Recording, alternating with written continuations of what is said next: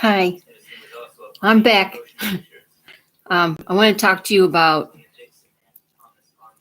I was paying my bills this month, and I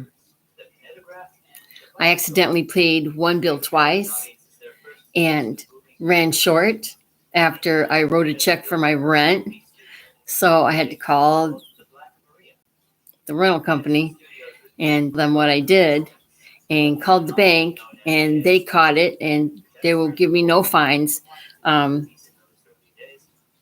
I wrote another check for what I could pay, which wasn't much. So I owe a double balance. Well, not an actual double balance next month, but I'm going to owe twice now for my rent. So I had a talk with my daughter, and she is going to be right next to me when I pay my bills because I can't trust myself now. And I don't.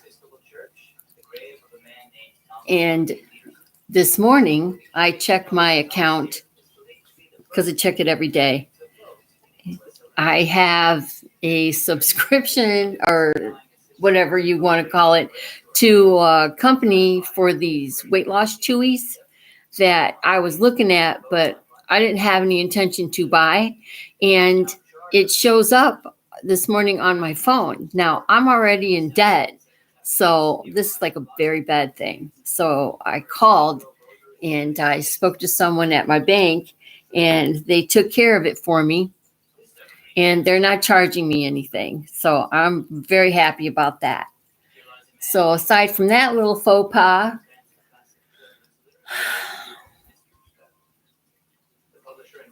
I'm having bigger blanks in my memory.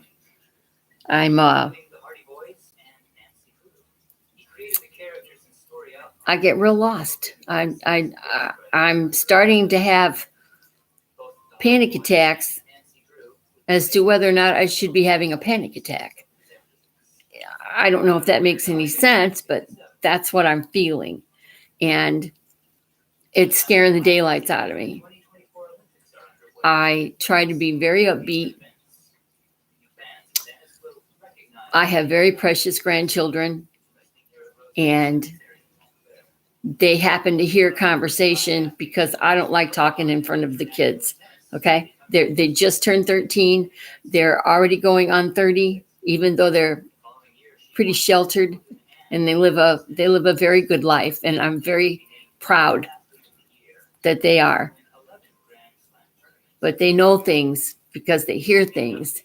And sometimes they ask me, Grandma, are you going to be okay? And I tell them as long as God lets me, I'm here. So don't worry. Okay. Every minute of every day, Grandma loves you. And they just look at me with those big old eyes, and it just kills me. It just kills me. One says, I want you there for when I graduate. Are you going to be there for our quinceañera? Well, of course I am. Grandma's going to dance and sing and act a fool. Yes, I am. And it just makes them laugh. And they're just good kids. And it hurts me that they worry about me, because I don't want them to do that. I want their childhood to be as fun and carefree as it can be, because the world comes down on you soon enough. And it's happening already for them, but I don't want them upset or to worry. I don't tell all of my children everything. My oldest, he's in denial. He don't want to hear it. He don't want to deal with it. And okay, I step back from that. He's never been rude or unkind. He says he can't. And it's like, okay, all right. I'll keep communication with you to a very small degree. And, go on and don't feel guilty. Don't feel guilty about how you feel. People want to put that guilt on others, and it's like, don't do that. Well, where were you when she was sick? Well, excuse me, people have to live their lives, and I understand that. I don't want to be the first thing they think about in the morning.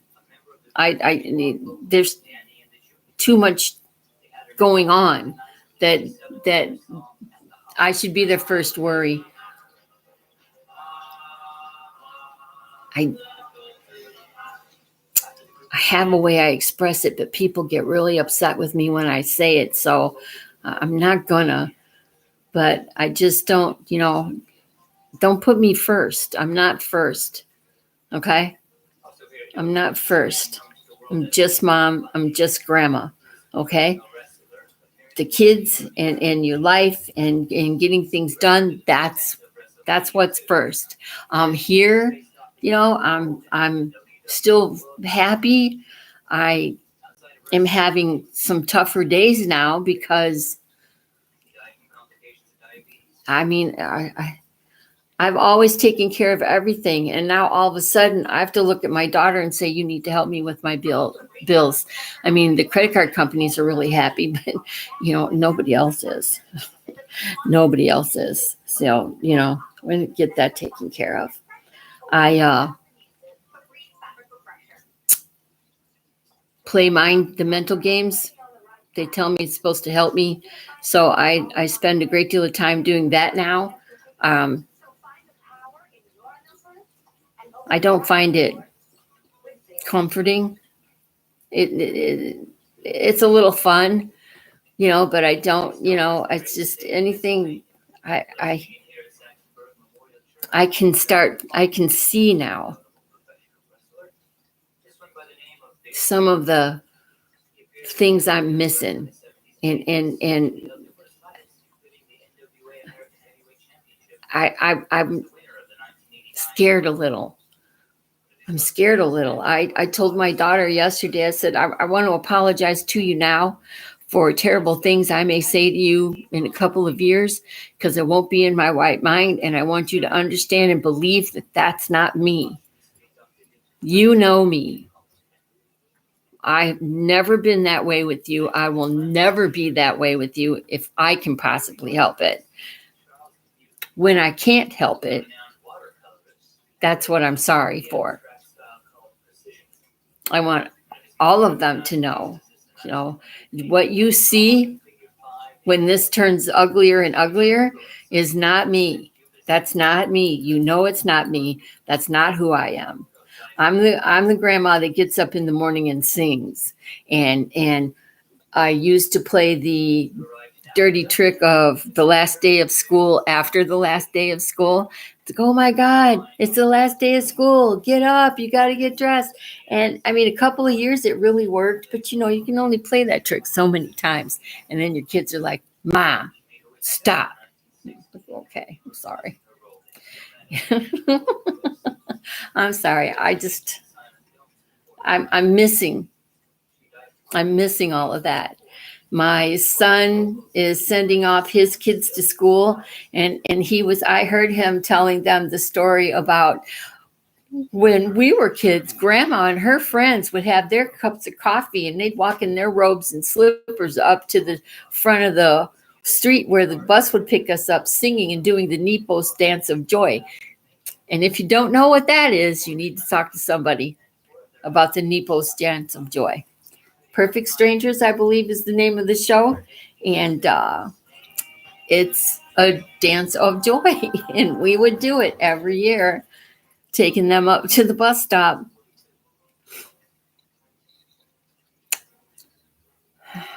I've been praying more. I'm a little bit more scared.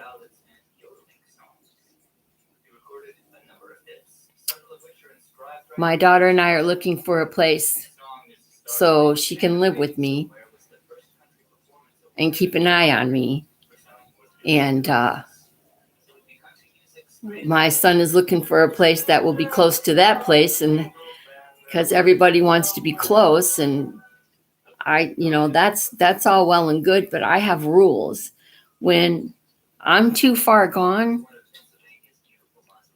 I don't want my grandkids to see me that way. I don't want them to remember that. I don't want them to have any freaking idea about that.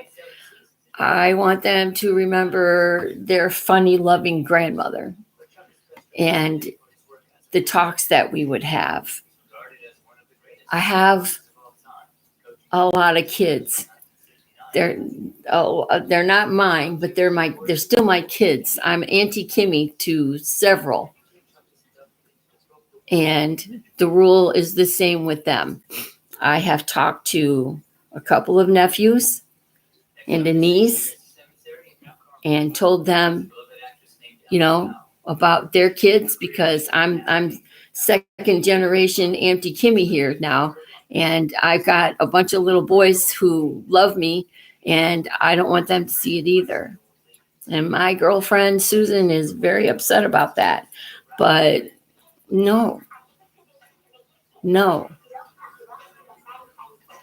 kids see enough ugliness. I don't want them to see that kind of ugliness, especially coming from me. I am making my arrangements for, when I'm no longer here. What's the word they're using now? When I am unalive. I am making my arrangements for when I'm unalive. And I have very specific things going on there. No viewing, no wake. When I'm gone, have the crematorium come and get me. Spend some time with me if you want to. But no, I'm probably standing next to you going, don't be so sad. I feel great now. I have no more stretch marks. I sure hope that I can do that. That would bring me a great deal of joy. But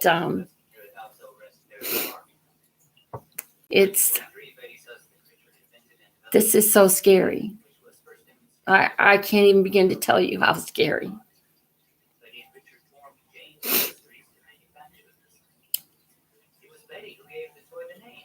The confusion in my head. Sometimes I'm thinking to myself, are you creating that confusion, or is it the illness? Are you wigging out, or is it because of the illness? And I don't know. And I don't know how to find out. So it's getting rougher. I've had it for a little over 2 years now.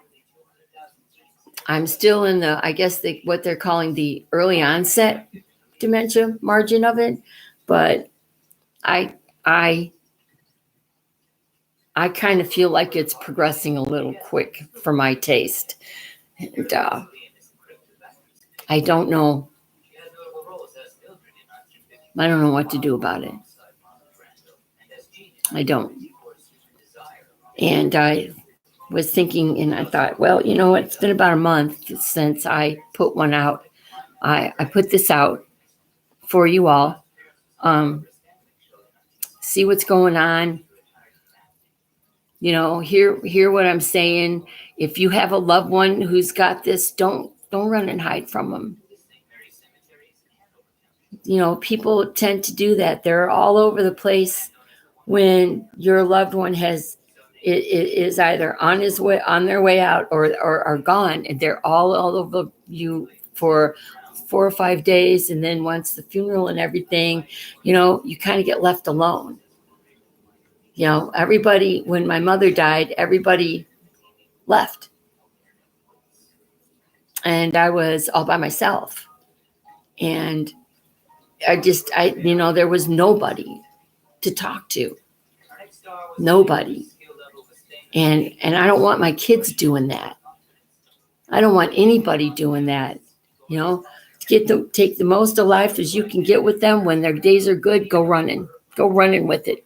Take them and fly a kite or something, fish. I don't know, something,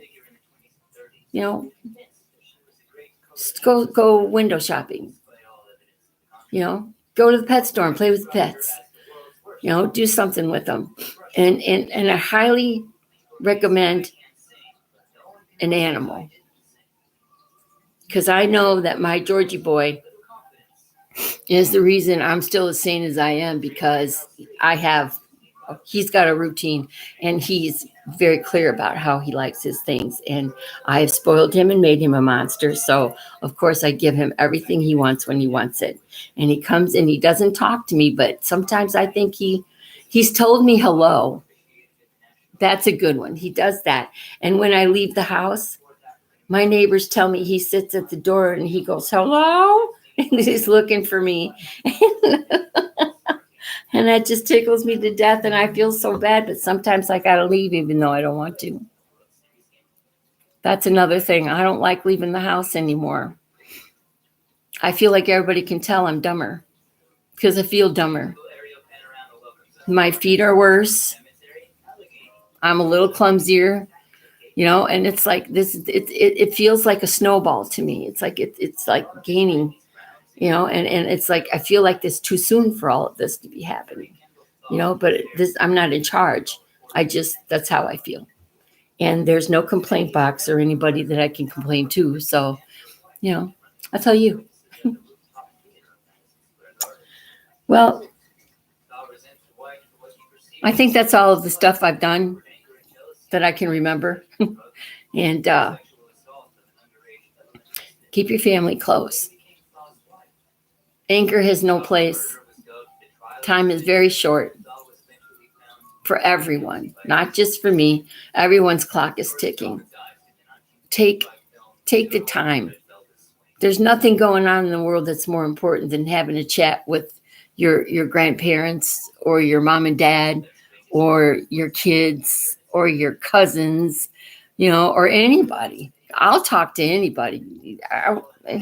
I was just going to tell you, you can ask anybody, but I will talk to anybody. If you make eye contact with me and you stay for that second too long, I've got you, and I'm going to talk to you. I make people laugh. I like doing that. If I can make one person smile a day, I feel like I've done something, because you never know what someone else is going through. Could be 10 times worse than this. So, everybody, you have a great evening, a great week, a great time. Live a good life, and I will see you again. Thank you so much for listening.